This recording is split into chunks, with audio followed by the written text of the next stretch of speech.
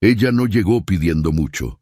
Llegó con 3 hijos, los pies cubiertos de caliche del camino y una dignidad en los ojos que el hambre no había conseguido arrebatarle. Se detuvo bajo el viejo sabino del corral de un hombre completamente desconocido, con una niña recién nacida dormida entre los brazos y 2 niños demasiado pequeños para cargar un peso tan grande. No pidió dinero, no pidió techo, solo esperaba reunir el valor para hacer una última pregunta. Mientras tanto, el ranchero caminaba de regreso a su casa sin imaginar que, detrás de aquel portón, lo estaba esperando la decisión más importante de toda su vida. Quédese hasta el final, porque esta no es solo la historia de una viuda que buscaba un plato de comida para sus hijos. Es la historia de un hombre que llevaba 4 años con el corazón completamente cerrado, y de la única persona capaz de abrirlo otra vez. Pero antes de comenzar, si usted cree que un acto de bondad puede cambiar el destino de toda una familia, deje su like, suscríbase a Cuentos del Viejo Campo y active la campanita para acompañarnos en más historias como esta. Ahora sí, todo comenzó una tarde, cuando Perpetua llegó al rancho de Crisanto sin saber que aquel portón abierto cambiaría para siempre la vida de los dos. El rancho de Crisanto quedaba donde el camino de terracería dejaba de querer llegar. Había que salir del pueblo de San Marcos por la vereda del oriente, seguir entre cerros de monte bajo donde el huizache y el nopal crecían sin pedirle permiso a nadie, cruzar 2 veces el arroyo que en tiempo de secas era solo piedra blanca y en tiempo de lluvias arrastraba lo que encontrara, y terminar frente a un portón de mezquite viejo que él raramente dejaba abierto. Para llegar hasta ahí sin conocer el camino, había que querer llegar, o no tener más a dónde ir. Perpetua no quería llegar.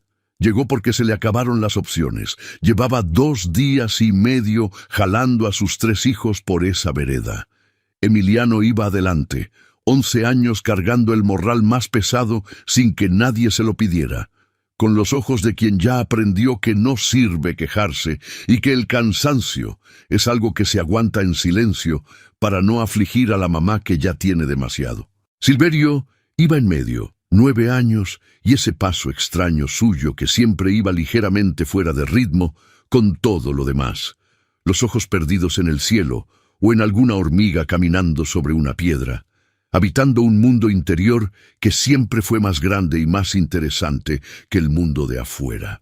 Y Perpetua iba al final con luz en el rebozo, la niña pegada al pecho con ese calor de recién nacida que es al mismo tiempo un peso enorme y el único ancla que le quedaba. Encontraron el portón abierto, lo cual no era habitual. Más tarde Crisanto les explicaría que se le había olvidado cerrarlo después de que el becerro más cabezón del potrero se escapó por 3ª vez esa semana. Un animal que parecía haber decidido que la cerca era una sugerencia y no una obligación. La vida tiene esas cosas. Una distracción de hombre cansado y una familia sin salida llegan al mismo punto en el mismo momento. Y a eso le llaman destino. Aunque la verdad es que el destino suele ser más terco y más sencillo que cualquier nombre que le pongamos. Entraron. El corral del rancho tenía un sabino en el centro, uno de esos ahuehuetes viejos que en Veracruz crecen cerca del agua y parecen más ancianos que la tierra misma que los sostiene, con raíces que ya levantaban el suelo a su alrededor, como si el árbol se hubiera cansado de estar parado tanto tiempo y quisiera, despacio y sin prisa, comenzar a caminar. Las gallinas se reunían bajo su sombra en las tardes de calor. Un par de zánates negros vivían en las ramas altas y gritaban a cualquier cosa que se moviera debajo de ellos, con esa indignación constante y sin motivo de los zánates. A los lados, bugambilias trepaban el muro de adobe y tiraban flores moradas al suelo que nadie recogía. Perpetua se sentó bajo ese sabino porque las piernas ya no le daban para más. Fue entonces que el perro los encontró. Rayo era un perro café oscuro, viejo y parsimonioso, que llevaba años viviendo en el rancho con la filosofía de los perros buenos: observar todo, ladrar poco y decidir muy rápido si alguien trae buenas o malas intenciones. Se acercó despacio a Perpetua, olfateó el aire a su alrededor con esa concentración de perro que lee lo que la gente no dice, miró a los niños uno por uno con ojos amarillos y tranquilos, y se fue a echarse bajo el sabino a 2 metros de ella. Eso, en el lenguaje de Rayo, era una declaración de bienvenida. Crisanto los vio cuando dobló la esquina entre la troje y la casa. Venía del potrero de abajo cargando en el hombro el azadón con el que había estado toda la tarde reparando una acequia que el ganado insistía en romper. La camisa empapada, las botas lodosas hasta la pantorrilla, el sombrero ladeado del trabajo. 45 años que llevaba todos en la cara, no de viejo, sino de gastado, de esa manera específica en que se gasta un hombre que trabajó mucho y sufrió más de lo que merecía y aprendió a hacer las dos cosas sin hacer ruido. Se detuvo. En el centro de su corral, bajo su sabino, había una mujer sentada en el suelo con una criatura envuelta en rebozo azul en el regazo. 2 niños de pie junto a ella, el mayor un paso adelante, mirándolo directamente con una expresión que no tenía nada de infantil. Rayo levantó una oreja y volvió a cerrar los ojos. Eso también era información. Crisanto llevaba 4 años viviendo solo en ese rancho con los 2 peones que llegaban al amanecer y se iban al oscurecer, y había aprendido a leer el silencio de cada rincón de la propiedad con la misma precisión con que leía el cielo para saber si iba a llover. Sabía que algo había cambiado antes de que sus ojos terminaran de explicarle qué. Lo sintió en el modo en que el aire pesaba diferente, en la manera en que el sabino proyectaba su sombra distinta, con gente sentada bajo él. La mujer lo miró sin bajar los ojos. Había en ese mirar una cosa que él reconoció de inmediato, aunque hacía tiempo que no la veía de tan cerca: dignidad. No orgullo, que es otra cosa y casi siempre es miedo disfrazado. Dignidad de verdad, que es lo que le queda a la gente cuando ya no le queda nada más, y aún así decide no arrodillarse. El niño mayor habló primero. Dijo, con una voz que no tembló, que si el señor podía dar un poco de agua para su mamá porque llevaba calentura desde el día anterior. Tenía unos 11 años en el cuerpo, pero cargaba mucho más que eso en el modo de pararse, con esa seriedad de niño que aprendió demasiado pronto que en esta vida hay cosas que dependen de que él funcione. Crisanto no respondió de inmediato. Estuvo un momento mirando esa escena en el centro de su propio corral, tratando de entender cómo habían llegado hasta ahí sin que él los oyera. Luego se acordó del portón, del becerro, de la maña que había anotado mentalmente arreglar el portón y que había pospuesto 3 días seguidos. Entonces la mujer levantó los ojos a él. Habló despacio, con una calma que le costó todo lo que traía, sin súplica exagerada, sin llanto, sin el dramatismo que a veces la gente usa para que le crean lo que está padeciendo, porque la realidad sola no les parece suficiente. Preguntó si el señor tenía un plato de comida. Dijo que los niños no habían comido bien en 2 días, que no estaba pidiendo quedarse, no estaba pidiendo limosna, estaba pidiendo solo lo que fuera posible. Un plato, un pedazo de tortilla, lo que hubiera. Y mientras lo decía, Luz se movió en el rebozo, hizo un sonidito pequeño que duró menos de 1 segundo y volvió a quedarse dormida.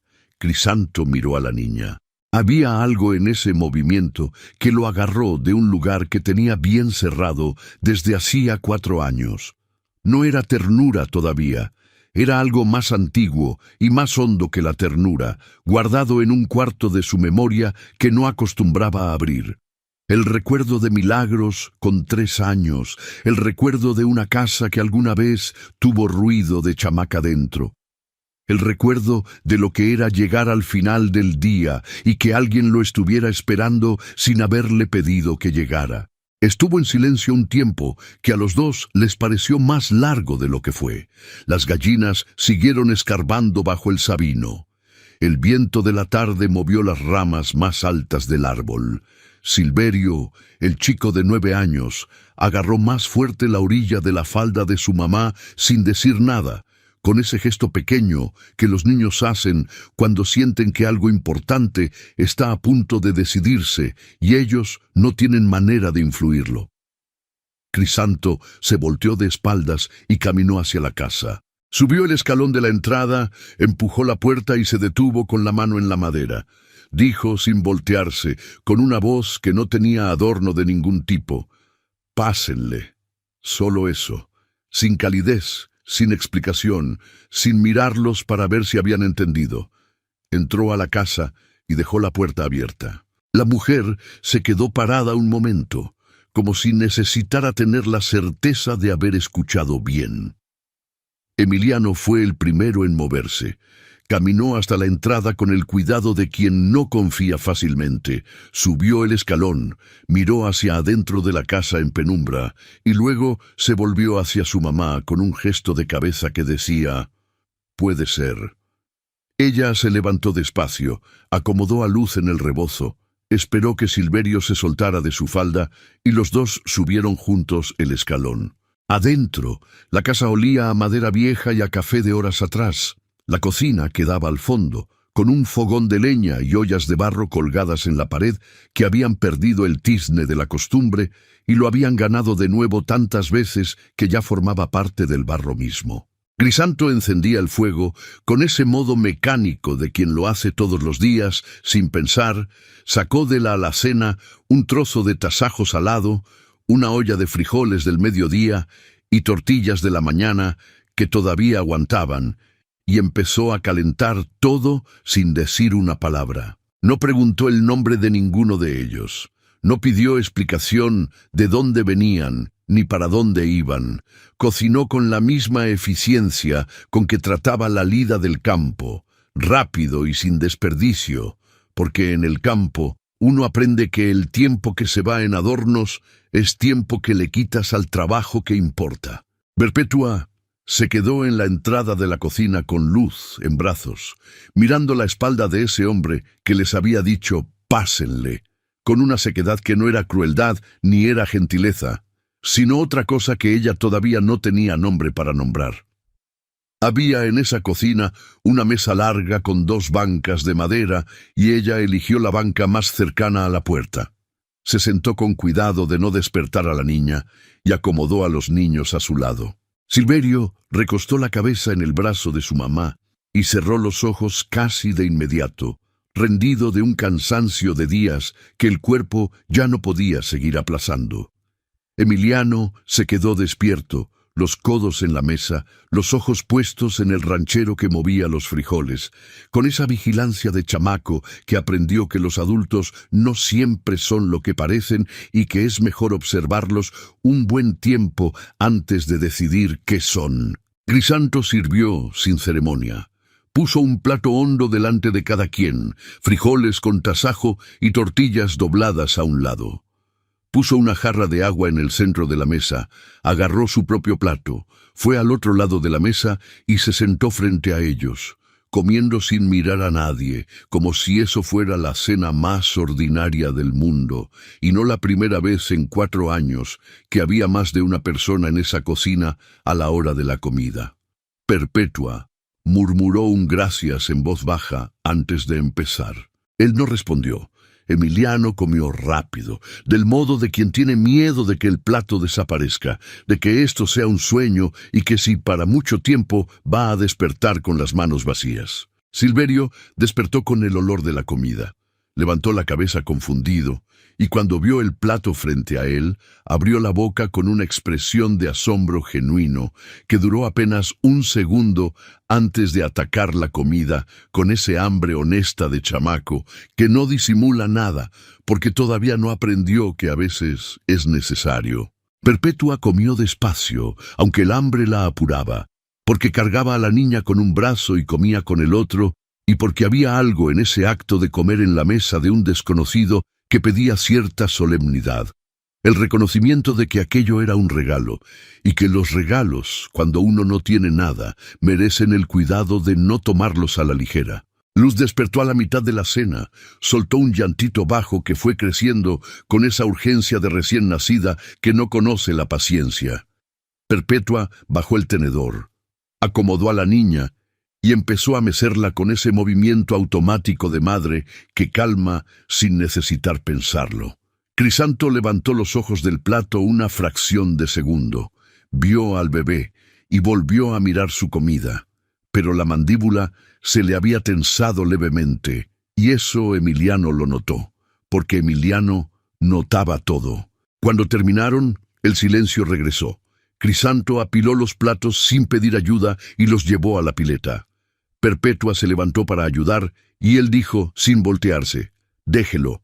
Ella obedeció, no por sumisión, sino porque entendió que había reglas en esa casa que todavía no conocía, y que en esa primera noche lo más sensato era no empujar nada. Crisanto lavó los trastes, se secó las manos en el mandil y estuvo un momento quieto apoyado en el borde de la pileta, con los hombros un poco tensos, como quien está procesando algo que no esperaba tener que procesar.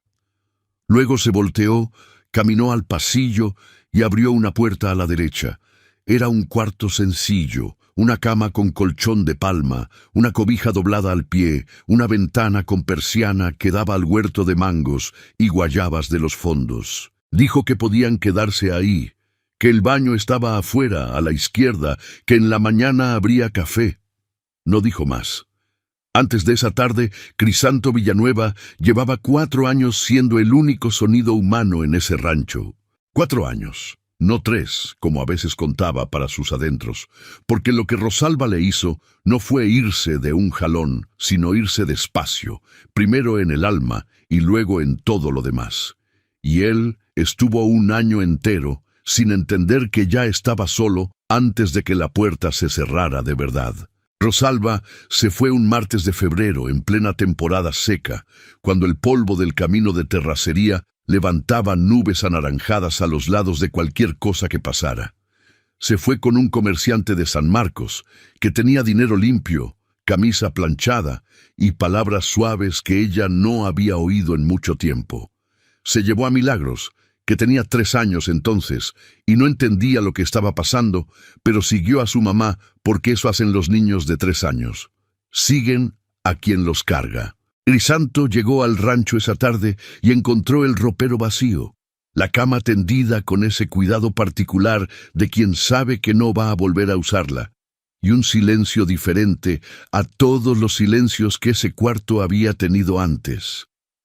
Fue al pueblo. Llegó tarde. Meses después, un arriero que conocía la región le dijo dónde estaban. Hizo el camino. Tocó la puerta. El hombre que abrió era más alto, mejor puesto, con esa autoridad de quien está acostumbrado a mandar y a que le obedezcan sin que tenga que levantar la voz. Le dijo que Milagros estaba bien, que estaba siendo criada con lo necesario, y que si Crisanto pensaba armar un escándalo, había formas de manejarlo ante las autoridades del municipio. Lo dijo con una sonrisa que no era sonrisa. Era territorio marcado. Crisanto se quedó parado en el umbral un momento, mirando hacia adentro de la casa sin poder ver a su hija en ningún rincón. Luego volvió al caballo. Montó, hizo el camino de regreso en silencio y no lo volvió a intentar. No porque se resignó a perder a Milagros, sino porque cargaba una impotencia tan grande que no encontraba en qué dirección moverla. Los hombres que salieron de la revolución con las manos vacías aprendieron muy rápido que hay batallas en las que el valor no alcanza, que hay noches en que lo único que queda es esperar sin saber qué. Desde entonces, el rancho se volvió un cascarón. Entraba, salía, trabajaba, no dejaba entrar nada de verdad. En su cuarto, pegado a la pared junto a la ventana, estaba un dibujo que Milagros había hecho con carbón en una tarde de lluvia, unos trazos de chamaca de 3 años que no eran nada más que manchas oscuras en papel amarillo. No lo quitó. No pudo.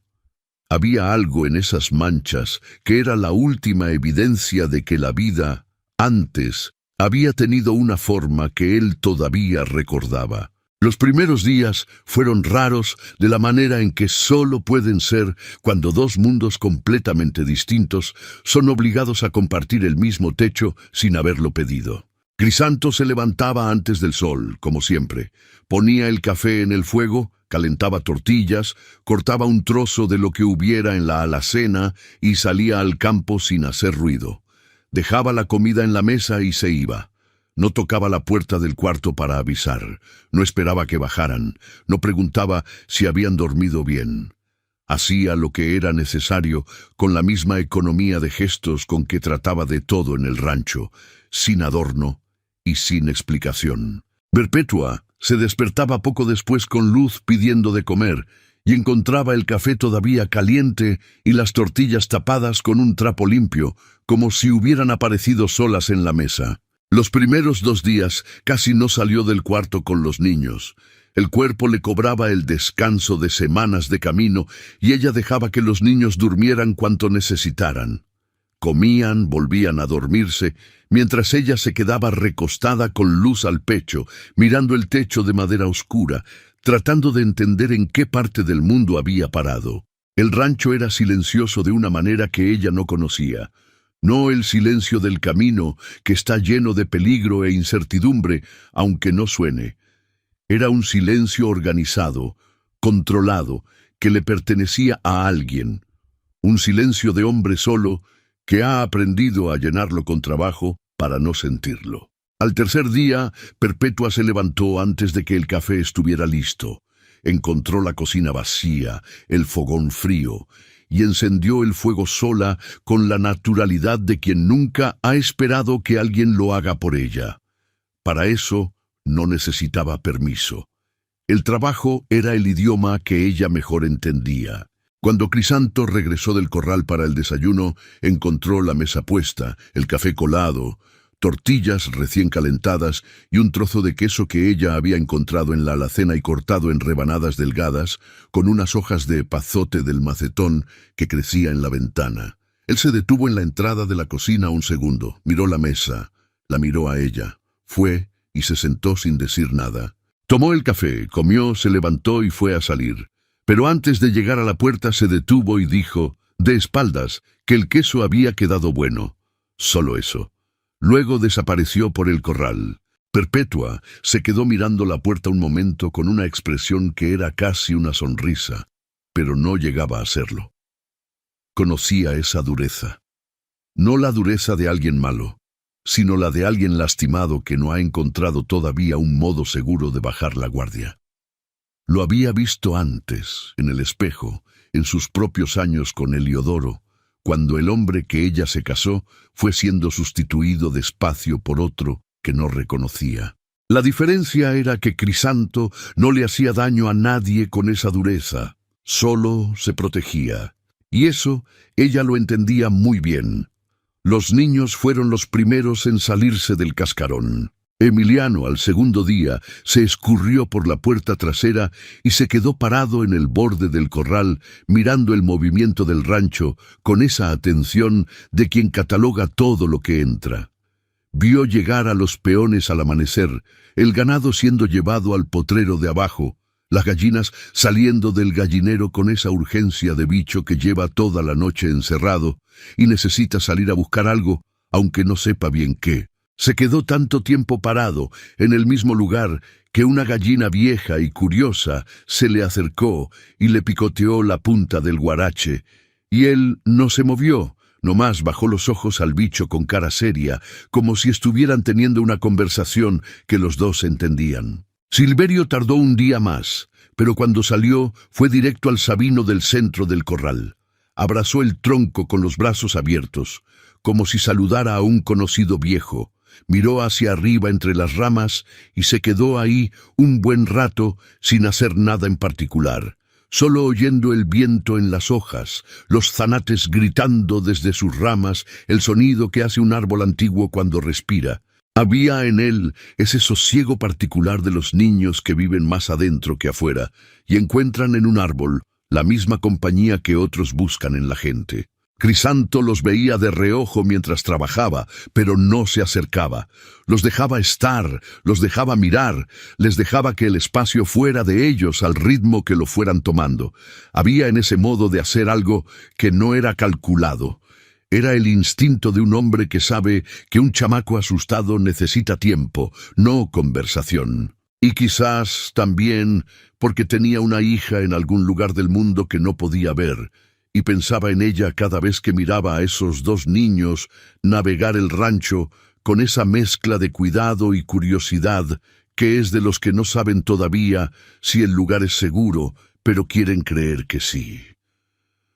Fue al cuarto día que sucedió la primera cosa que rajó levemente el hielo entre ellos. Crisanto volvía del potrero de abajo cargando un costal de maíz en el hombro cuando vio a Silverio parado en el centro del corral con la cabeza echada para atrás, mirando el cielo.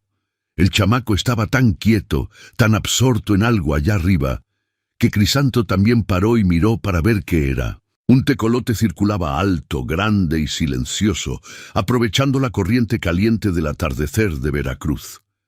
Daba vueltas lentas con esa precisión de quien conoce muy bien el aire y sabe que el truco está en dejarse llevar, no en pelear con el viento. Silverio miraba a ese pájaro como si nunca hubiera visto un tecolote en su vida, o como si ese tecolote específico, el de esa tarde, tuviera algo importante que decirle que solo se diría si lo escuchaban bien. Crisanto se quedó parado a su lado un momento sin hablar, los dos mirando hacia arriba juntos, el hombre y el chamaco, con el costal de maíz todavía en el hombro del ranchero. Después el chamaco bajó la cabeza, miró al ranchero de lado y dijo en voz baja que el pájaro estaba jugando con el viento. Crisanto miró el tecolote de nuevo y respondió que sí, que eso hacía todos los días a esa hora, que parecía que le gustaba. Silverio asintió despacio, como si eso fuera una información muy importante, y volvió a mirar hacia arriba. Crisanto siguió con el costal de maíz en el hombro, pero algo había cambiado en ese momento. Demasiado chico para tener nombre, suficientemente grande para sentirlo. Con Perpetua las cosas avanzaban de otro modo. Ella había tomado cargo de la cocina con una naturalidad que no era atrevimiento, sino necesidad. No podía quedarse parada mientras el otro trabajaba, no era de su naturaleza. Lavaba los trastes, barría el ladrillo del piso, ponía agua a calentar, acomodaba lo que encontraba fuera de lugar con el cuidado de no tocarlo de él sin necesidad, de no reorganizar lo que era suyo sin que él lo pidiera. Crisanto notaba todo eso sin comentarlo. Llegaba, encontraba la casa en orden, comía lo que ella había preparado, lavaba su propio plato por hábito, hasta que ella empezó a hacerlo antes de que él llegara a la pileta. Y él paró de intentar. Había entre ellos una negociación silenciosa aconteciendo, un ajuste de fronteras hecho sin palabras, donde cada quien iba cediendo un pedacito sin anunciarlo. Él dejó de cerrar con llave la alacena. Ella dejó de preguntar antes de usar lo que necesitaba. Él empezó a llegar a la cena al horario en que ella servía. Ella empezó a dejar el café más fuerte, del modo que a él le gustaba, después de haber prestado atención la primera vez, que lo tomó con una expresión de quien está acostumbrado a algo diferente y no dice nada, pero lo registra. El bebé seguía siendo el territorio más delicado entre ellos. Crisanto le desviaba los ojos a Luz, con una consistencia que Perpetua notó desde el primer día, pero sobre la cual no dijo nada. Había ahí un dolor que no era de ella para tocar. No sabía la historia, pero reconocía el formato. Hay dolores que la gente aprende a identificar sin necesitar los detalles, por la manera en que el cuerpo de una persona cambia cuando algo pasa demasiado cerca de un lugar que todavía duele. La niña todavía no tenía nombre registrado. Eliodoro había muerto semanas antes de que pudieran arreglarlo, y Perpetua había pasado los meses siguientes sobreviviendo de un día para el otro, sin espacio en la cabeza para la ceremonia. La llamaba mi pequeña, mi vida, corazón. Pero nombre de bautizo no le había dado todavía. Fue una tarde del quinto día, mientras los niños estaban en el corral y ella estaba sola en la cocina amamantando a la niña, que el nombre llegó. Llegó quieto, sin aviso, de esa manera en que a veces llegan las cosas ciertas. Luz. Miró a la hija tomando el pecho con los ojitos cerrados y pensó que ese nombre era exactamente lo que veía en esa carita pequeña. Algo limpio, algo que el mundo todavía no había ensuciado y que ella iba a defender para que tardara lo más posible en ensuciarse. Esa noche, cuando Crisanto se sentó a la cena, Perpetua dijo que había decidido el nombre de la niña. Crisanto dejó la cuchara y la miró, esperando. Ella dijo, Luz. Él se quedó un momento en silencio. Miró al bebé que dormía envuelto en el rebozo apoyado contra la pared. Volvió al plato. Dijo que era un nombre bonito. Ella agradeció en voz baja y la conversación no fue más lejos, pero había en ese breve intercambio algo que no había estado antes. Un cambio pequeño y real entre dos personas que todavía estaban aprendiendo a existir en el mismo espacio sin estorbarse. Fue al cuarto día que Perpetua encontró el cuarto cerrado. Estaba trapeando el pasillo cuando pasó junto a la puerta que siempre estaba cerrada al fondo de la casa. La que los niños habían aprendido a ignorar porque algo en el aire alrededor de ella decía con claridad, sin palabras, que no era puerta para abrirse. La manija estaba floja y cuando Perpetua pasó con el trapeador la rozó sin querer y la puerta cedió unos centímetros. Ella no entró. Pero vio, era un cuarto chico. Había adentro una cuna de madera de mezquite, tapada con un rebozo blanco que el tiempo había puesto amarillo. Una ventana cerrada con la persiana entornada que dejaba entrar solo una línea de luz que caía sobre el polvo sin moverlo. Encima de una cajita de madera clavada en la pared, una vela apagada y un rosario de madera enrollado. Era un cuarto preparado para alguien que nunca llegó a usarlo, del modo en que fue hecho para ser usado. Perpetua cerró la puerta con cuidado. Se quedó parada en el pasillo un momento y no le dijo nada a nadie. Pero en ese pasillo oscuro y silencioso, entendió una cosa que antes solo sospechaba, que ese hombre no cargaba un solo dolor, sino varios, acomodados unos encima de otros con esa paciencia triste de quien aprendió a convivir con ellos, porque no tuvo más opción. Esa noche, cuando Crisanto llegó a la cena y ella le puso el plato enfrente, había en el modo de ella un cuidado diferente, más quieto todavía que el de costumbre. El cuidado de quien pasó el día cargando una información que pesa y no va a ponérsela encima a nadie porque ya sabe que el peso de los demás no se alivia hablando, sino acompañando. Crisanto sintió la diferencia sin poder nombrarla. Estuvo mirándola mientras ella servía a los niños, tratando de entender qué había cambiado en el aire de la cocina. Le preguntó si estaba bien. Ella dijo que sí, que nomás estaba cansada. Él no insistió, pero se quedó despierto más tiempo que de costumbre esa noche, con esa sensación de que algo se había movido en la casa, sin que él lo autorizara. Y las cosas que se mueven solas en las casas raramente vuelven al lugar donde estaban. Una tarde de domingo, cuando los niños estaban en el huerto y Perpetua amamantaba a Luz en el corredor con la luz mansa del atardecer cayendo de lado, Crisanto llegó y se sentó en la silla de al lado sin ser llamado. Estuvo un rato mirando el corral. Las chachalacas habían empezado su alboroto de fin de tarde en el monte de atrás. Rayo dormía bajo el sabino con esa dedicación de perro viejo que ya no necesita justificar el descanso. Luego Crisanto empezó a hablar despacio, como quien no está del todo seguro de querer continuar, pero sabe que necesita hacerlo porque hay cosas que se pudren si uno las guarda demasiado tiempo. Contó de Rosalba, no todo de un jalón, sino en pedazos, como quien va sacando el peso de un bulto muy apretado que lleva mucho tiempo cargando solo. Contó que se fue con otro, que se llevó a Milagros, que él fue a buscarla y no pudo traer a la niña de regreso. Contó que Milagros tenía 3 años cuando se fue y que ahorita debía andar en los 6 o 7 y que él no sabía si la chamaca todavía lo recordaba. Contó que había un dibujo de ella en su cuarto, hecho con carbón, en una tarde de lluvia, en que las dos se habían quedado en la casa mientras él trabajaba cerca. Unos trazos de chamaca de 3 años que no eran nada más que manchas oscuras en papel viejo, que no lo había quitado porque quitarlo le parecía una despedida que todavía no estaba listo para dar. Perpetua lo escuchó todo sin interrumpir, sin ofrecer consuelo apresurado, sin poner esa cara de lástima que a veces duele más de lo que ayuda. Solo escuchó. Con esa atención completa de quien entiende que a veces la única cosa que alguien necesita es que lo oigan de verdad. Y cuando él paró de hablar, ella se quedó en silencio un tiempo antes de decir que una hija no olvida al papá. Dijo que no sabía cómo explicarlo, pero que lo sabía, que hay una memoria en el cuerpo de los niños que va tan adentro que ni la distancia, ni el tiempo, ni ningún hombre de camisa planchada puede borrarla.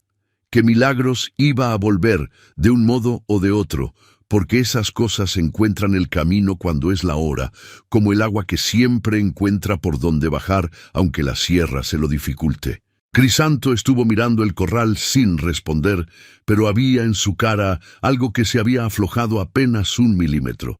Una tensión muy vieja que había cedido un poco, como cuando una cuerda que estuvo jalada mucho tiempo se le da un respiro. No era alivio todavía, era solo el principio de la posibilidad de alivio, que a veces es todo lo que uno puede lograr en un solo día. Fue esa misma semana que Luz sonrió por primera vez. No una de esas sonrisas reflejas de recién nacida que pueden ser gases o sueño o cualquier cosa. Fue una sonrisa de verdad, con los ojitos frunciendo y la boquita abriéndose en un arco que no dejaba lugar a dudas sobre lo que era. Y pasó en el momento más incómodo posible, desde el punto de vista de Crisanto. Él estaba en la cocina llenando la jarra de agua cuando Perpetua entró con Luz en brazos. La niña estaba despierta y de ojo abierto, con esa expresión de bebé que todavía ve el mundo como una serie de formas y luces sin entender bien qué es ninguna de las dos. Y por algún motivo que nadie va a poder explicar, la mirada de la niña fue directo al ranchero. Crisanto se volteó con la jarra en la mano. Los dos se miraron un segundo, el hombre de 45 años y el bebé de pocas semanas. Y Luz sonrió. Crisanto se quedó completamente parado. La jarra seguía en la mano. Perpetua vio todo y no dijo nada. Nomás se quedó quieta en la entrada de la cocina con el corazón apretado de una manera que no había esperado. El ranchero miró a la niña un segundo más. Se volteó de espaldas, puso la jarra en la mesa con un cuidado excesivo de quien necesita hacer algo con las manos para no quedarse sin saber qué hacer con el cuerpo, y dijo con la voz un poco más gruesa que de costumbre que los frijoles estaban casi listos. Salió de la cocina antes de que Perpetua pudiera decir nada. Esa noche él fue al cuarto del fondo.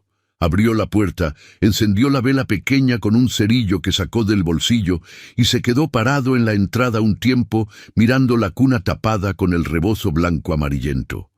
Pensó en Milagros. Pensó en el hijo que nunca había llegado a conocer, enterrado junto con el sueño de una familia que creyó que nunca más iba a tener. Y pensó en la sonrisa de Luz, pequeña y sin malicia, apuntada hacia él como si él fuera una cosa buena en el mundo, como si la niña supiera algo que él había tardado 4 años en empezar a recordar. Apagó la vela. Cerró la puerta con cuidado. Pero esa noche tardó menos en que el sueño llegara y para Crisanto eso era una novedad suficientemente grande para asustarlo. En el rebozo que Perpetua llevaba siempre cerca del cuerpo, todavía guardaba la última camisa de Heliodoro. Una camisa de manta que no había lavado en semanas, porque el olor de él todavía estaba ahí, débil ya pero presente, y ella no estaba lista para el momento en que no estuviera. Esa camisa había cubierto a Luz en las noches más frías del camino, y había algo en ese gesto que ella nunca hubiera podido explicarle a nadie. La idea de que el padre todavía mesía a la hija que nunca llegó a conocer, que el amor puede persistir en la tela después de que quien lo tenía ya no está. Una noche, ya en el rancho, recostó la cara en esa tela, El olor que encontró era no más olor de camino, de leche agria, de chamaco, no de él, ya no.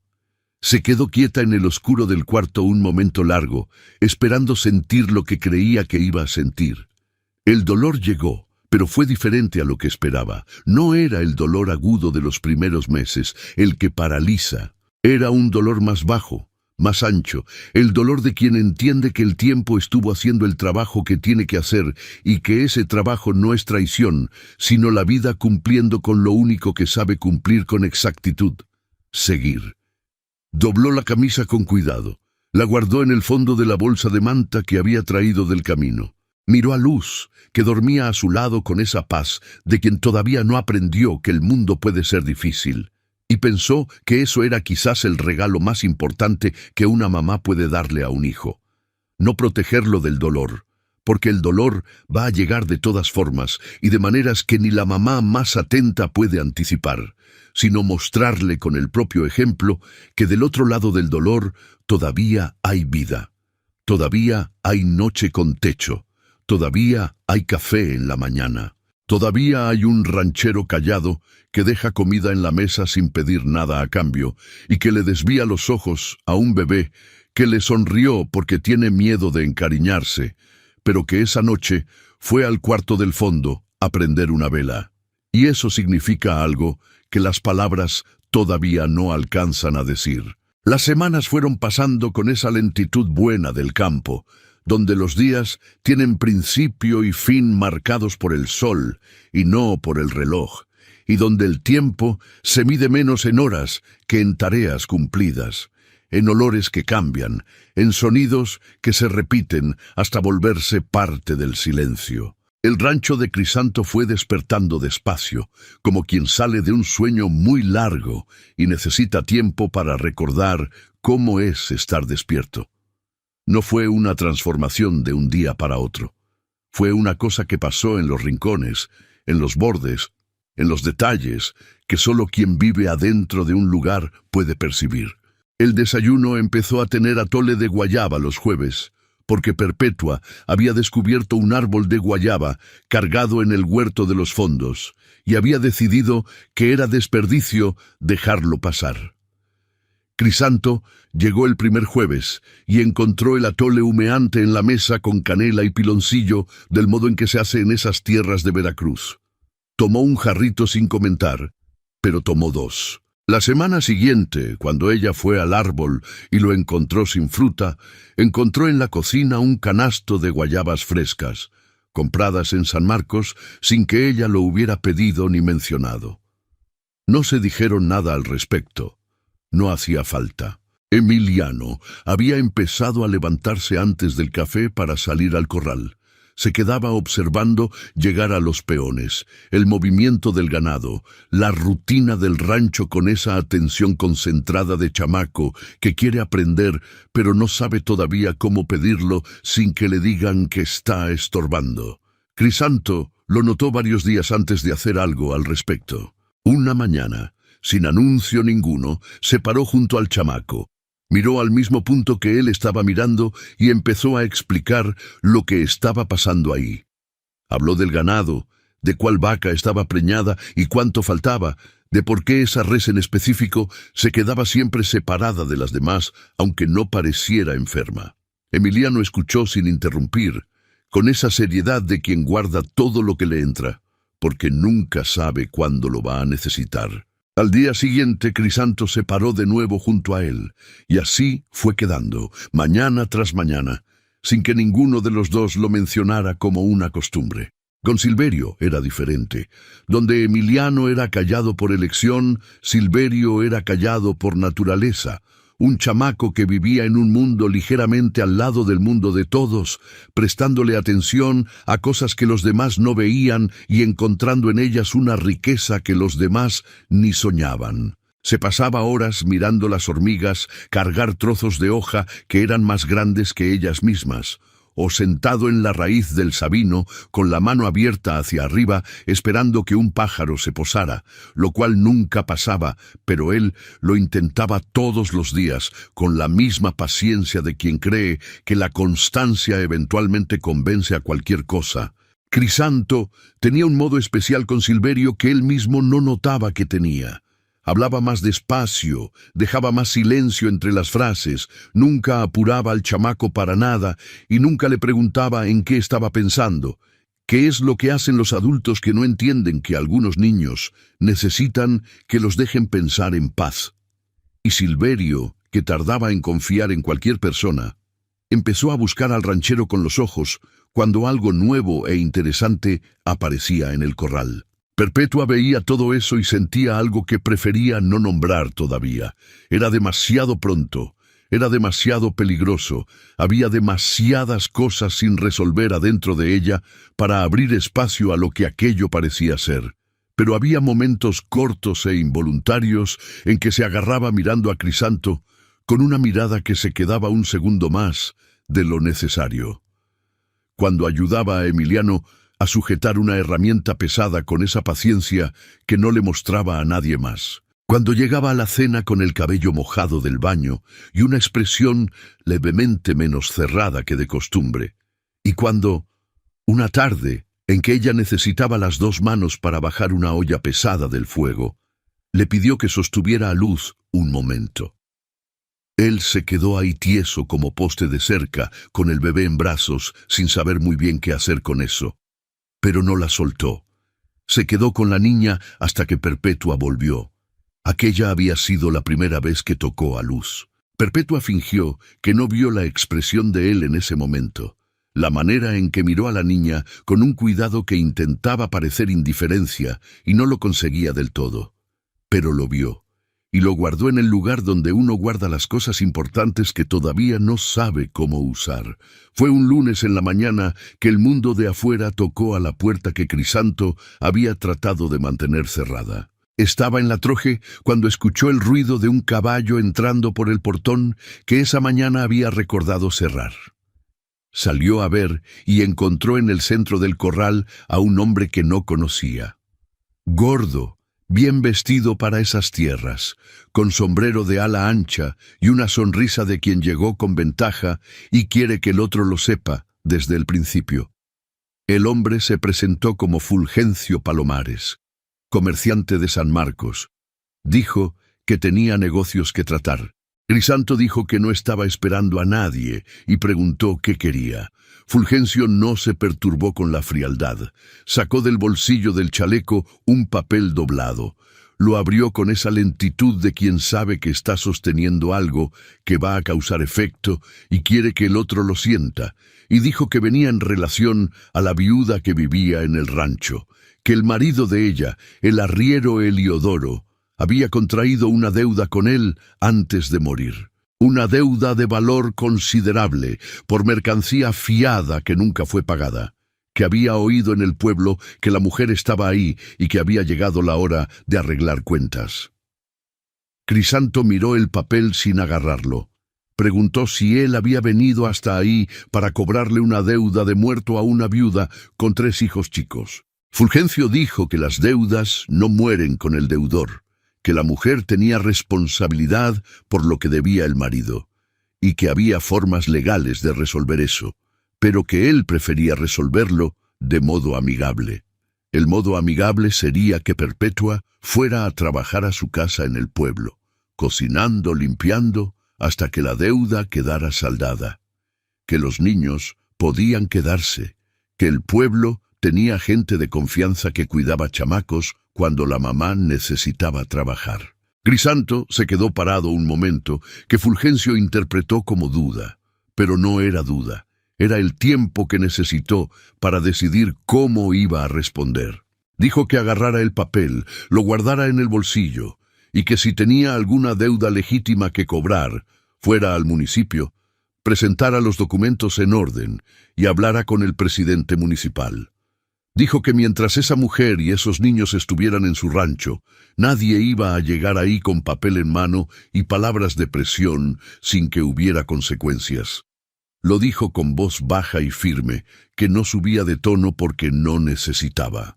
Fulgencio guardó el papel, evaluó el terreno un momento y dijo que iba a hacer exactamente lo que el señor sugería, pero que iba a descubrir que el papel era válido y que cuando volviera no iba a venir solo. Montó en el caballo y salió por el portón con esa postura de quien todavía cree que está ganando, y desapareció por la vereda de caliche levantando una nube de polvo naranja. Crisanto se quedó parado en el corral después de que el ruido del caballo se perdió. Rayo vino y se quedó a su lado. Los dos estuvieron así un momento, el hombre y el perro, mirando la vereda vacía y el polvo que se posaba lentamente sobre las hojas del monte. Luego se volteó y fue a la casa. Perpetúa estaba en la cocina y había oído parte de la conversación por la ventana. Cuando él entró, ella estaba de pie con luz en brazos y una expresión que intentaba ser calma, y no lo estaba consiguiendo del todo. Él le contó lo que había pasado sin adornarlo.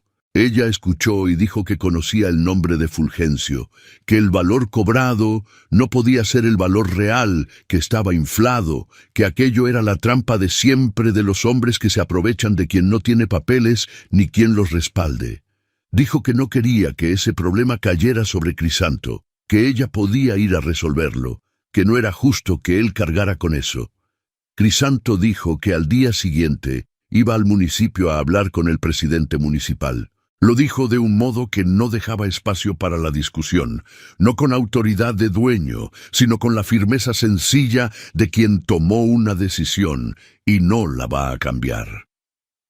Esa noche, Silverio enfermó. Empezó con calentura baja al inicio de la noche, que fue subiendo a lo largo de las horas, como sube el agua de un arroyo cuando llueve en las partes altas de la sierra. A las 10, el chamaco ardía y pedía agua cada rato y se quejaba de que la cabeza le dolía con una voz que ya no tenía la energía de los 9 años, sino algo más frágil y más preocupante. Perpetua se quedó a su lado pasándole paño mojado en la frente, haciéndole té de hierbabuena que encontró en el patio, poniéndole el frío del barro en el pescuezo. Estaba tan concentrada en el niño que no escuchó a Crisanto levantarse en el otro cuarto. Él apareció en la puerta con un farol en la mano y una expresión sin sueño que decía que no había dormido, o que al menos no lo había intentado de verdad. Miró a Silverio, miró a Perpetua, entró sin pedir permiso, puso el farol en la cajita junto a la cama y fue a traer más agua. Volvió con la palangana llena, cambió el trapo que ella usaba por uno más delgado, hizo la compresa con una precisión que no venía del instinto, sino de la experiencia de quien ha cuidado a alguien que necesitaba cuidados.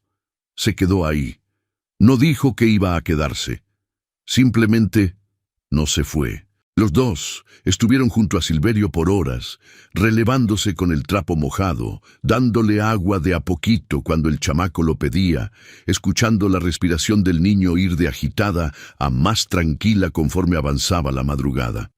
El cielo de Veracruz, afuera de la ventana entornada, pasó del negro cerrado al azul oscuro del tiempo antes del alba, ese color que solo existe un momento y que se lleva consigo las cosas más pesadas de la noche cuando se va. Emiliano dormía en el otro rincón del cuarto.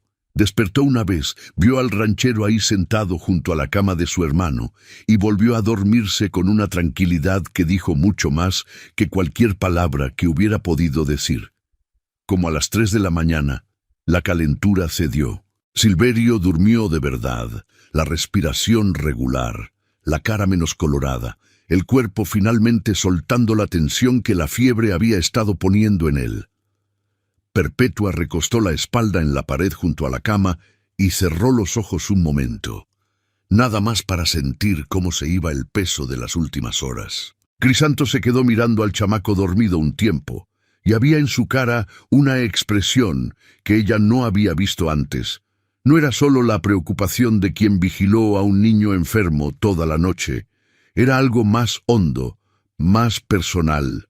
La expresión de quien se quedó al lado de alguien que lo necesitaba y sintió que eso era lo correcto de una manera que no necesita ninguna explicación. Perpetua le dijo en voz baja que podía ir a dormir, que ya estaba bien. Él dijo que se quedaba un rato más. Y ahí, en ese cuarto con el farol bajo, los dos niños dormidos y el bebé respirando en un rincón, con esa paz de quien no sabe que hubo una noche de miedo, pasó la primera conversación de verdad entre ellos. No sobre el rancho, no sobre Fulgencio, no sobre el pasado de ninguno de los dos. Una conversación sobre cosas chicas, sobre cómo Silverio tenía el modo del papá de observar todo en silencio sin que nadie se lo hubiera enseñado, sobre una historia chistosa de cuando Emiliano tenía 4 años e intentó enseñarle a una gallina a trepar al árbol de la abuela, sobre qué nombre le habría puesto Crisanto al rancho si hubiera podido escoger uno desde el principio. Hablaron bajito para no despertar a los niños, y fue la primera vez que Perpetua escuchó a Crisanto reír de verdad. Una risa corta, baja, pero real, que apareció de sorpresa y se fue rápido, como si él mismo se hubiera asustado de soltarla antes de poder atraparla. Y luego se hizo el silencio de nuevo y ninguno de los dos lo mencionó, pero los dos lo guardaron. Ella pensó en esa risa después de que él se fue al cuarto y pensó que era una lástima que un hombre con esa risa hubiera pasado tanto tiempo sin motivo para usarla. En la mañana siguiente, Crisanto fue al municipio. Volvió en la tarde con una expresión que no era de victoria, pero sí de algo parecido al alivio. El presidente municipal había revisado el papel y dicho que el valor cobrado era absurdo para el tipo de mercancía descrita, que había irregularidades en el modo en que estaba redactado el documento y que iba a citar a Fulgencio para que se explicara ante el ayuntamiento, que Perpetua no tenía obligación legal de pagar ese monto y que si el hombre volvía al rancho con amenazas, había recurso. Perpetua escuchó todo y se quedó en silencio un momento. Luego dijo que él había hecho más por ella en esas semanas que cualquier persona en muchos años, y que no sabía cómo pagar eso. Crisanto dijo que no había hecho nada que cualquier persona decente no haría. Ella dijo que conocía a poca gente así de decente. Él no respondió. Fue a lavarse las manos a la pileta, pero había en el modo en que se volteó de espaldas una prisa que no era del todo natural, la prisa de quien no sabe qué hacer con algo que le llega de frente y no tiene dónde acomodarlo todavía. Fulgencio volvió 3 días después, como había advertido, pero volvió diferente, sin la sonrisa, sin el sombrero bien puesto, con la expresión de quien acaba de salir de una conversación que no salió como esperaba y tiene que cargar con ese resultado aunque no le guste. Llegó al portón y se quedó afuera. No entró. Dijo, con una contención que le costaba más de lo que aparentaba, que el presidente municipal había invalidado el documento, que había una multa por documento irregular y que el asunto estaba cerrado. Lo dijo mirando a Crisanto, no a Perpetua, que estaba en el corredor escuchando todo con luz en brazos. Luego volteó el caballo y se fue sin mirar para atrás. El silencio que quedó después de que el ruido de los cascos se perdió en la vereda era de un tipo diferente a todos los silencios anteriores. El silencio de quien acaba de ver una amenaza irse de verdad, no por un tiempo, de vez. Perpetua se quedó parada en el corredor con luz en brazos y sintió las rodillas aflojarse levemente, esa reacción física que viene cuando la tensión de días se va de un jalón y el cuerpo no sabe inmediatamente qué hacer con el espacio que deja. Emiliano y Silverio llegaron corriendo del corral preguntando qué había pasado. Ella dijo que ya estaba todo resuelto y los abrazó a los dos al mismo tiempo, uno en cada brazo, con el bebé en medio protestando del apretón, con un llantito que en ese momento era el sonido más bonito del mundo. Crisanto estaba en el portón de espaldas a la casa mirando la vereda. Se quedó así un tiempo. Cuando se volteó, Perpetua lo estaba mirando desde el corredor y los dos se miraron un momento sin decir nada. Había en esa mirada una comprensión que no necesitaba palabras. El reconocimiento de 2 personas que pasaron por algo juntas y salieron del otro lado cambiadas, no del modo en que uno planea cambiar, sino del modo en que la vida lo hace cuando decide que ya es hora. Esa noche, después de que los niños se durmieron, Perpetua se quedó sola en el corredor. La noche de Veracruz estaba abierta, luna casi llena, el corral iluminado por esa luz blanca que vuelve todo levemente irreal. Las chachalacas habían callado ya. En algún lugar del huerto de los fondos, un tecolote llamaba desde una rama que no se veía. El sabino proyectaba su sombra en el suelo del corral, como un mapa de algo que ella todavía no terminaba de leer. Estaba pensando en cosas para las que todavía no tenía permiso, en lo que era esa sensación extraña de sentirse segura en un lugar, en lo que significaba no despertar con el estómago apretado por la incertidumbre, en lo que era mirar a un hombre y no sentir esa vigilancia constante que había cargado los últimos años con Heliodoro, cuando él fue cambiando y ella fue aprendiendo a nunca saber qué esperar de la hora siguiente. Crisanto salió al corredor sin hacer ruido, como hacía a veces cuando no podía dormir, y la encontró ahí. Se detuvo un segundo, evaluando si debía volver al cuarto, y luego fue a la silla de al lado y se sentó. Se quedaron los dos en silencio un buen rato, mirando el corral iluminado por la luna. Rayo dormía bajo el sabino con esa fidelidad de perro que sabe que estar cerca es suficiente. Fue Perpetua quien quebró el silencio. Dijo que estaba pensando que necesitaba retomar el camino pronto, que había quedado más de lo que había planeado, que no quería abusar de su hospitalidad. La voz le salió más firme de lo que sentía por dentro. Crisanto estuvo mirando el corral y no respondió de inmediato. Cuando habló, lo hizo despacio, escogiendo las palabras con el cuidado de quien no está acostumbrado a hablar de cosas importantes en voz alta y sabe que esta es una de esas veces. Dijo que ella no estaba abusando de nada, que la casa estaba mejor con ellos adentro, que los niños estaban bien, que Luz estaba creciendo. Preguntó para dónde iba que fuera mejor que lo que tenía ahí. Ella no respondió de inmediato. Se quedó mirando la luna un tiempo.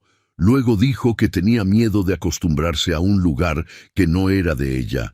Él dijo que lo que era y lo que no era de ella todavía estaba por definirse. Lo dijo con una voz tan baja que ella no tuvo seguridad de haber escuchado bien. Se quedó mirándolo de lado. Él estaba mirando el corral con una expresión que ella todavía no sabía leer del todo, pero que estaba aprendiendo. Ella se levantó y entró sin decir más. Pero esa noche, recostada en el oscuro con Luz a su lado, se quedó despierta un rato con el corazón latiendo de una manera que no estaba del todo preparada para admitir.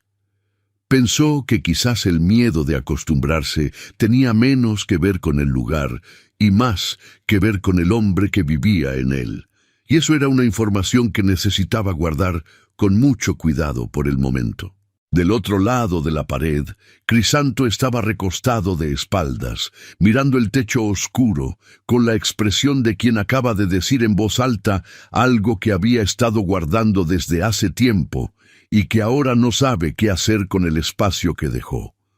Pasó una semana después de la noche del corredor y ninguno de los dos tocó el asunto. Vivían uno al lado del otro con esa conversación suspendida entre ellos, como una nube de temporal que no llueve ni se va y que cambia el color de todo lo que está debajo de ella sin que nadie pueda decir exactamente por qué. La rutina continuaba igual por fuera. Café temprano, lida del campo, almuerzo, tarde de trabajo, cena, silencio. Pero había una tensión nueva en el aire, diferente a la tensión del principio. No la incomodidad de dos extraños aprendiendo a convivir. La atención de quien está a punto de decir algo importante y todavía no ha encontrado el valor suficiente, o el momento suficiente, o las palabras suficientes. Crisanto trabajaba más de lo necesario esos días. Se levantaba antes todavía del horario de siempre, cuando el cielo apenas empezaba a aclararse del negro al gris. Se quedaba en la milpa hasta que el sol casi se metía detrás de los cerros. Llegaba con el cuerpo destruido de cansancio y comía sin conversación. Perpetua reconocía eso porque ella misma lo hacía por dentro. Ocupaba la cabeza de tareas para no dejarle espacio a lo que estaba creciendo en un rincón que todavía no sabía bien cómo nombrar. Pero el corazón no es un chamaco que obedece cuando le dicen que pare, y los dos lo sabían, cada quien de su lado de la pared, y ninguno de los dos sabía todavía qué hacer con ese saber. Fue Emiliano quien sin querer abrió el camino. Una tarde de sábado, mientras ayudaba a Crisanto a reparar un portillo del corral de los becerros, el chamaco preguntó de frente, con esa honestidad directa que solo tienen los niños que todavía no aprendieron que a veces la verdad se dice de costado para no asustar a los adultos. Preguntó si el ranchero quería que se fueran. Crisanto se detuvo con el martillo en la mano y lo miró. Emiliano lo encaró sin parpadear, esperando. 11 años, y esa capacidad de sostener una mirada difícil que la mayoría de los adultos no tienen. Crisanto dijo que no quería. El chamaco preguntó entonces por qué se quedaba tan callado. Crisanto estuvo un momento sin responder, mirando el portillo, como si la madera de mezquite tuviera alguna respuesta guardada en las vetas. Luego dijo que era porque hay cosas que son difíciles de poner en palabras cuando uno no está acostumbrado a decirlas, y que eso no significaba que no estuvieran. Emiliano consideró eso un segundo. Asintió con la cabeza como si fuera una respuesta completamente satisfactoria, y volvió a sostener la tabla para que Crisanto pudiera clavar. Esa noche, Crisanto se quedó en el corredor después de la cena, esperando que ella saliera. Perpetua lavó los trastes, apagó el fogón, acostó a los niños, y cuando pasó por el corredor para recoger la cobija que había dejado en la silla, él estaba ahí. Se detuvo. Él dijo que necesitaba hablar. Ella se sentó. Crisanto empezó hablando de un modo que no era el suyo, sin encontrar las palabras, reempezando la frase 2 veces, pasándose la mano por el cabello con esa impaciencia consigo mismo de quien no está acostumbrado a ser vulnerable en voz alta, y le parece una de las cosas más incómodas que existen. Perpetua se quedó callada, sin ayudar, porque entendía que ese era un camino que él tenía que hacer solo, que si ella lo ayudaba, iba a llegar antes, pero iba a llegar a otro lado. Después de un tiempo, dejó de intentar encontrar el principio correcto y fue directamente a lo que quería decir. Dijo que sabía que ella había llegado ahí sin pedir nada más que un plato de comida, que sabía que no era obligación de ella quedarse, que había una vida afuera esperando, una prima en alguna ciudad, un principio nuevo que había planeado antes de entrar por el portón que él se había olvidado de cerrar, que no le estaba pidiendo que renunciara a nada de eso, pero que necesitaba ser honesto sobre una cosa, porque había aprendido de la peor manera posible lo que pasa cuando uno deja lo que importa sin decirlo hasta que es demasiado tarde y ya no hay modo de remediarlo.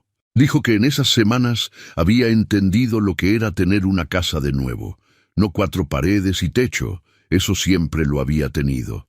Casa de verdad, con ruido de chamaco en el corral, con olor a comida hecha con cuidado, con alguien que apagaba el fogón después de que él salía y dejaba el café listo antes de que lo pidiera. Dijo que había entendido que Emiliano ya sabía cosas del rancho que a los peones les había tomado meses aprender, que Silverio había descubierto que el pájaro que intentaba llamar todas las mañanas en el Sabino nomás se posaba si la mano estaba completamente parada y él no hacía ni el más mínimo movimiento. Que Luz le sonreía ahora cada vez que él entraba a la cocina y que ya no salía de la casa en la mañana sin pasarle la mirada al menos una vez, como si necesitara llevar consigo esa imagen para que el día tuviera el peso correcto. Dijo que no era hombre de muchas palabras y que pedía disculpa por eso, pero que lo que estaba sintiendo era real y que no iba a poder dejarla ir sin decir que se había encariñado, que estaba encariñado. Con ella, con Emiliano, con Silverio, con Luz, que ese rancho había pasado 4 años esperando algo que él no sabía nombrar, y que cuando ella entró por el portón abierto con esa niña en el rebozo y esos 2 chamacos a su lado, y preguntó con esa calma que le costó todo lo que traía por un plato de comida, algo adentro de él reconoció lo que había estado esperando, aunque todavía no tuviera permiso para eso, y aunque no supiera en ese momento que era eso lo que estaba reconociendo. Se quedó en silencio después de eso, mirando el corral, con esa postura de quien dijo lo que tenía que decir y está esperando el resultado sin saber cómo va a salir. Perpetua se quedó quieta un tiempo que pareció largo para los dos. La luna estaba alta. El viento tibio de Veracruz movía las hojas del sabino con ese sonido que tienen las hojas grandes cuando el viento pasa despacio entre ellas. Rayo dormía bajo el árbol como siempre, ajeno a todo. Ella estaba mirando sus propias manos en el regazo y había en ese silencio una calidad diferente. No el silencio de quien no tiene respuesta, el de quien tiene demasiada respuesta y está escogiendo cuál decir primero para no atropellar lo que viene. Dijo que tenía miedo. Lo dijo antes que cualquier otra cosa porque era la verdad más honesta que tenía en ese momento y porque aprendió caro que empezar sin la verdad más honesta es una manera de construir sobre arena, aunque uno no lo sepa todavía. Dijo que el miedo no era de él, que él no había hecho nada que lo justificara. Era miedo de ella misma, de volver a querer, de volver a confiar, de volver a construir algo. Después de haber visto lo que construyó antes desmoronarse de una manera que no había previsto y para la que no estaba preparada. Dijo que Heliodoro no era un hombre malo cuando se casaron. Era un hombre que fue perdiéndose despacio en caminos que ella no supo ver a tiempo, o que vio y no supo cómo nombrar, y que ella se quedó tanto tiempo tratando de sujetar lo que se escapaba, que cuando se dio cuenta ya había olvidado cómo era que la miraran de un modo que no necesitara vigilancia. Dijo que en las semanas ahí había recordado cómo era eso, que había noches en que se quedaba recostada en el oscuro, oyendo respirar a sus hijos, y sentía una paz que no sentía desde hacía mucho, mucho tiempo, y que al principio creyó que era solo el alivio de estar segura, de tener techo y comida, y un lugar que no iba a cambiar de un día para otro. Pero fue entendiendo que no era solo eso, era él. Era el modo en que trataba a los niños sin que nadie se lo pidiera, como si fuera lo más natural del mundo. El modo en que le desviaba los ojos a Luz y aún así aparecía con una cobija extra en el cuarto en las noches más frías, sin que nadie hubiera mencionado que hacía frío. El modo en que fue al municipio a resolver un problema que no era de él, como si fuera lo más obvio que podía hacer. El modo en que se quedó esa madrugada junto a Silverio sin que nadie se lo pidiera, sin anunciarlo, sin esperar reconocimiento. Y la risa, esa risa corta y rápida que se fue antes de que él se diera cuenta de haberla soltado.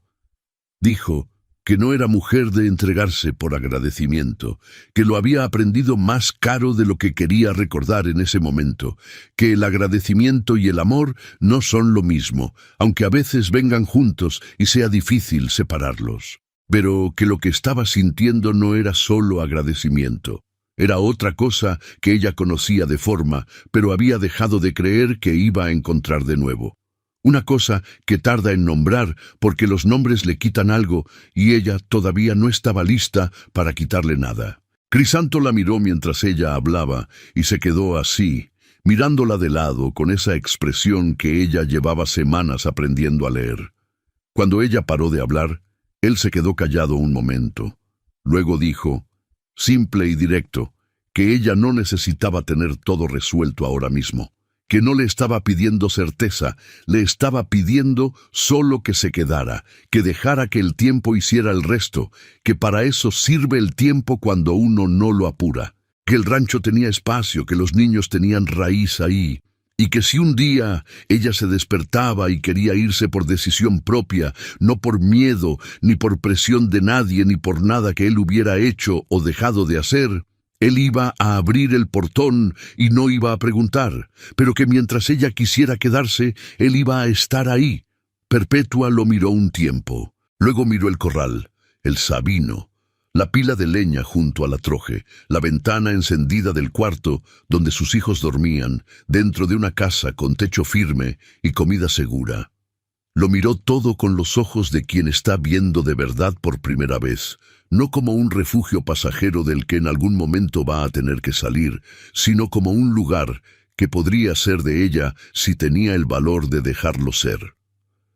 Dijo que sí, no con muchas palabras, solo eso, que sí, que se quedaba. Crisanto no respondió con ninguna palabra. Se quedó mirándola un segundo y luego miró el corral de nuevo. Pero había en su cara algo que había cambiado de lugar, una tensión muy vieja que había cedido de una vez, en silencio, como se suelta una cuerda que estuvo jalada demasiado tiempo y por fin tiene permiso de descansar. Los meses que siguieron fueron los más tranquilos que ese rancho había conocido en mucho tiempo. No tranquilos de vacío, tranquilos de completo. Había ruido. Había discusiones de niño por cosas de niño. Había tardes con atole caliente y mañanas con café fuerte y noches con el farol prendido hasta más tarde de lo necesario porque había conversación que tener y ya nadie tenía prisa de que acabara. Crisanto y Perpetua fueron construyendo lo que construían del mismo modo en que él reparaba una cerca. Un clavo a la vez, sin saltarse ningún paso, con la paciencia de quien sabe que lo que se hace con cuidado dura más que lo que se apura. Se casaron en una tarde de abril, en la iglesia del pueblo de San Marcos, que tenía el piso de tierra apisonada y el techo bajo, y el padre viejo que estaba más acostumbrado a enterrar que a casar en esas tierras. Perpetua usó un vestido de manta blanca que una vecina del pueblo le había prestado y ajustado con mucho cuidado en las 3 noches anteriores, sacándolo y metiéndolo hasta que quedara exacto. Crisanto usó la camisa más limpia que tenía y el saco que vivía en el cajón desde que no recordaba cuándo, que olía a madera de cedro y a tiempo guardado. Emiliano entró cargando la mano de Silverio, los dos con expresión seria de quien entiende la importancia del momento, aunque no pueda explicar todavía por qué la entiende. Luz fue en brazos de Perpetua durante toda la ceremonia, y se pasó mirando el techo bajo de la iglesia con esa distracción serena de bebé que no sabe lo que está pasando, pero está completamente contenta de estar en el lugar que está. Cuando el padre preguntó si él aceptaba a Perpetua como esposa, Crisanto respondió con una firmeza que no necesitaba volumen.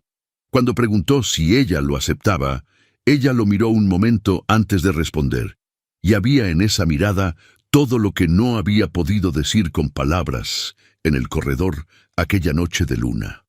La respuesta que viene de un lugar más adentro del que alcanza la voz. Regresaron al rancho al final de la tarde, con el sol bajando detrás de los cerros de la sierra y el cielo color de brasa, uno de esos atardeceres de Veracruz que parecen pintados con demasiado entusiasmo, pero son reales. Los peones habían preparado una hoguera en el corral y asado un trozo de res que olía desde el camino de regreso.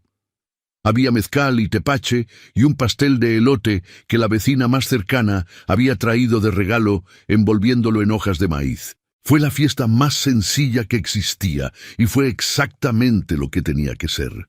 Esa noche, cuando los niños se durmieron y el corral se enfrió, los dos se quedaron sentados en el corredor como tantas otras noches, solo que ahora había entre ellos una cercanía diferente. No el espacio cauteloso de dos extraños aprendiendo a dividir el mismo techo, sino el espacio cómodo de quien ya sabe dónde empieza y termina el otro y escogió quedarse de todas formas, con todo lo que eso significa. Los años fueron pasando con esa generosidad que el campo tiene con quien trabaja con honestidad y no le pide a la tierra más de lo que ella puede dar. El rancho creció, no en lujo sino en vida. Emiliano fue aprendiendo cada palmo de esa tierra al lado de Crisanto, y había entre ellos un entendimiento que no necesitaba explicación. El entendimiento de padre e hijo que no nació de sangre sino de elección y de tiempo compartido, que es el más firme que existe porque nadie lo impuso, sino que ambos lo eligieron sin que nadie se los pidiera. Silverio fue creciendo con ese modo contemplativo que nunca cambió y que fue volviéndose, con los años, no una rareza, sino una fortaleza. Aprendió a leer con un maestro itinerante que pasaba por la región cada temporada, y después de aprender, no paró. Leía todo lo que llegaba a sus manos: carta, periódico viejo, el catecismo de la iglesia, el envoltorio de la mercancía del pueblo, los libros que Crisanto traía de San Marcos solo para ver cómo se le encendían los ojos al chamaco cada vez que recibía uno. Luz fue creciendo con la determinación de su mamá y una terquedad que era solo suya, que no venía de nadie y que nadie iba a quitarle. Aprendió a caminar en el corral del rancho, dio los primeros pasos agarrada de la raíz salida del sabino, se cayó y se levantó sin llorar. Se volvió a caer y se volvió a levantar, y Crisanto se quedaba parado a unos metros, mirando con esa expresión de quien está tratando de no demostrar cuánto eso le estaba llegando al corazón, y no lo conseguía del todo.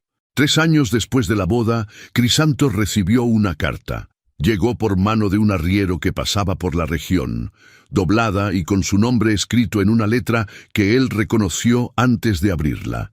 Esa letra que uno guarda en la memoria, aunque no quiera guardarla. Era de Rosalba. No era una carta larga. Decía que había sabido por gente de la región que él se había vuelto a casar. Decía que estaba bien, que el comerciante con quien se había ido había hecho malos negocios y perdido casi todo, y que ella estaba reempezando en otra ciudad con lo que había podido rescatar. Y decía al final, con una contención que le costaba el tamaño de toda la carta, que Milagros preguntaba por el papá, que la niña tenía 6 años ahora y lo recordaba. Recordaba el rancho, recordaba el perro, recordaba el árbol grande en el centro del corral, y que si él quería tener a su hija de regreso, ella estaba dispuesta a hablar. Crisanto se quedó con la carta en la mano un tiempo largo, sentado a la mesa de la cocina, con la luz de la tarde entrando por la ventana. Perpetua entró, vio la expresión de él, y se quedó parada en la entrada sin decir nada, esperando. Él levantó los ojos a ella y le mostró la carta. Ella la leyó, la devolvió, se quedó en silencio un momento y luego dijo lo que él necesitaba oír. Dijo que Milagros era su hija, que el lugar de una hija es con su papá y que si él iba a traerla a ese rancho, ella iba a recibirla del mismo modo en que él las había recibido a ellas, con un plato de comida y una puerta abierta. Crisanto la miró un momento largo, con una expresión que ella nunca le había visto antes. No era sorpresa, era algo más adentro. El reconocimiento de quien encontró en una persona lo que estuvo toda la vida sin saber que estaba buscando. No dijo nada. Puso la mano encima de la de ella sobre la mesa y se quedó así. Y eso lo dijo todo. Milagros llegó al rancho en una mañana de julio, traída por una prima de Rosalba que hizo el camino con ella. Tenía 6 años, el cabello oscuro como el papá, los ojos grandes y algo asustados de quien no sabe bien a dónde está llegando ni qué va a encontrar cuando llegue. Bajó del caballo en el corral y se quedó parada, mirando al hombre alto con bigote que estaba esperando a unos pasos de distancia. Había en su cara esa pelea de chamaca que quiere correr pero no está segura de si puede, que quiere pero no sabe si se le permite querer. Crisanto se hincó, se quedó así, hincado en el suelo del corral con el sombrero en la mano, mirando a su hija de frente sin prisa ninguna, sin decir ven, sin abrir los brazos con esa urgencia de adulto que a veces asusta más que invita. Nomás se quedó ahí, en el suelo, al nivel de ella, esperando en el tiempo que ella necesitara. Milagros se quedó parado un momento que para él duró una eternidad, que tuvo el peso de los 4 años que habían pasado desde que la vio por última vez. Luego dio un paso, luego otro, y cuando llegó suficientemente cerca, enterró la cara en el hombro del papá con esa fuerza de chamaca que guardó demasiado tiempo demasiadas cosas y está soltando todo de una vez. Crisanto cerró los ojos. Se quedó abrazado a su hija en el centro del corral, con el sol de julio cayendo de lado, con el sabino proyectando su sombra sobre los dos, como si el árbol también hubiera estado esperando esto. Y había en ese momento una completud que no tiene nombre en ningún idioma, solo esa sensación de que algo que estaba roto volvió a acomodarse. No del modo en que estaba antes, que ya no importa, sino del modo correcto, del modo que tenía que ser. Desde el corredor, Perpetua miraba esa escena con luz en la cadera y Emiliano y Silverio a su lado. Silverio le agarró la mano sin decir nada, con ese modo suyo de comunicar lo que siente sin necesitar palabras para hacerlo. Ella apretó de regreso. Los años que vinieron después fueron los años en que el rancho El Sabino se volvió lo que un rancho solo se vuelve cuando tiene gente buena adentro. Un lugar donde la gente crece. Milagros fue criada junto a los 3 hermanos en una mezcla que nadie de afuera podía distinguir porque por dentro no había distinción de ningún tipo. Eran 4 hijos y 2 padres, y un corredor, y un sabino enorme, y un perro viejo que dormía bajo el árbol, y un fogón que nunca enfriaba del todo porque siempre había alguien despierto con hambre, o con ganas de platicar, o con alguna pregunta que no podía esperar hasta la mañana. Crisanto envejeció del modo en que envejecen los hombres buenos, más despacio que el tiempo y con más dignidad que la mayoría.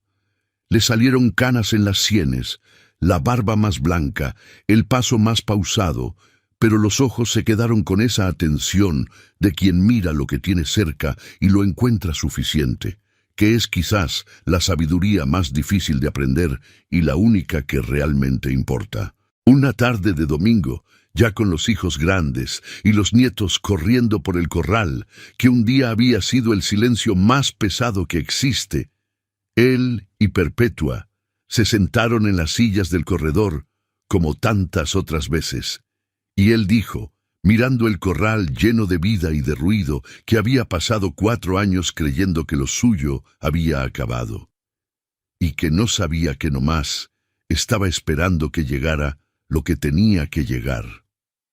Perpetua dijo que ella tampoco sabía. Dijo que salió de ese camino con 3 hijos y ninguna certeza, creyendo que iba a encontrar a una prima en una ciudad lejana, que quizás ni la esperaba, que no había planeado entrar por el portón de ningún rancho, pero que el portón estaba abierto y los niños no aguantaban más. Dijo que a veces es así. A veces el camino que uno necesitaba no tiene letrero. Es nomás un portón que alguien no cerró a tiempo. Él se rió.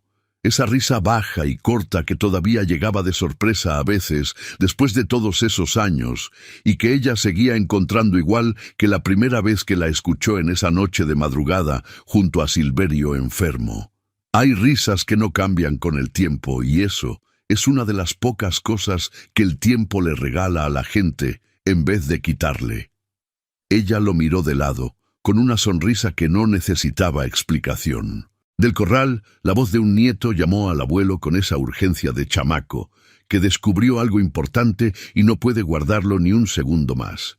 Crisanto se levantó despacio, bajó los escalones del corredor con esa paciencia de quien tiene tiempo de sobra, y fue al encuentro del nieto con los mismos pasos largos y tranquilos con que había cruzado ese corral tantas veces, de tantas maneras distintas, a lo largo de todos esos años. Perpetua se quedó en la silla, mirándolos a los dos, el viejo y el pequeño, en medio de ese corral que un día fue silencio y ahora era todo lo contrario. Y sintió una paz tan completa que pareció injusto que cupiera en un solo cuerpo. Crisanto no sabía esa tarde en que se volteó de espaldas y dijo «pásenle», sin mirar para atrás, lo que estaba dejando entrar. Pensaba que estaba cumpliendo una obligación, dando un plato de comida a quien tenía hambre, cerrando una cuenta con su propia conciencia sin costo extra. No sabía que estaba abriendo una puerta que el destino, desde mucho antes, había estado esperando que él tuviera el valor de abrir. Y Perpetua no sabía cuándo entró por ese portón abierto, con luz en el rebozo, y los niños a su lado, y los pies llenos de caliche del camino, que ese corral con gallinas y sabino y pila de leña iba a volverse el lugar más seguro en que jamás hubiera pisado, y que seguro no solo significaba techo y comida, sino que significaba todo lo que viene después de eso, lo que no tiene nombre fácil, pero que uno reconoce cuando lo encuentra. A veces es así. A veces lo que más necesitábamos no estaba en el destino que planeamos, estaba en el desvío que la necesidad nos obligó a tomar. Si esta historia tocó algo dentro de ti, si en algún momento te viste en ella, en el valor de pedir ayuda, en lo difícil que es volver a confiar, en el miedo de acostumbrarte al bien cuando ya aprendiste a esperar lo contrario. Deja tu like, suscríbete al canal y mándala a alguien que necesite escuchar hoy que el principio nuevo no tiene dirección marcada. Aparece donde menos lo esperamos, por un portón que nadie cerró a tiempo, por un plato de comida de un desconocido, por una puerta que alguien decide finalmente no cerrar.